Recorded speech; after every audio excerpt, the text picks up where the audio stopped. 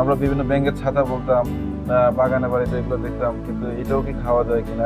আমরা মানুষকে সচেতন করতেছি, মাশরুম চাষে উদ্বুদ্ধ করতেছি, কারণ হচ্ছে এটা খুবই অল্প সময়ে একজন মানুষকে স্বাবলম্বী করতে পারে এবং সে এটা তার দৈনন্দিন কাজের পাশাপাশি করতে পারে। একজন যে মহিলা, বিধবা, অসহায় যারা আছে, অল্প জায়গাতে সে যদি প্রতিনিয়ত এটা করে, তাহলে মাসে সে তার ভরণ পোষণের যে প্রবলেমটা থাকে সেটা সলভ করতে পারে।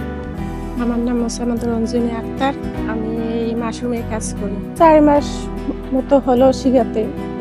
সংস্থাতে শিখছি। এই কাজটা খুবই ভালো লাগে করতে।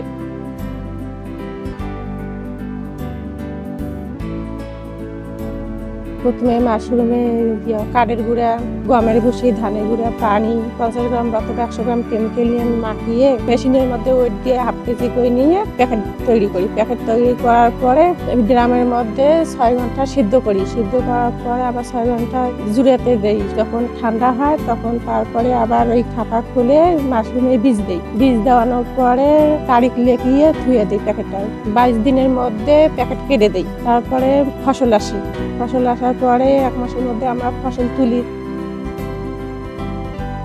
তো সেই জন্য আমরা গ্রামের মধ্যে নারীদেরকে উৎসাহ দিচ্ছি, নারীদেরকে ফ্রি প্রশিক্ষণ দিচ্ছি এবং তাদেরকে বিভিন্ন ইকুইপমেন্ট দিচ্ছি যেন তারা মাশরুম চাষ করে স্বাবলম্বী হতে পারে।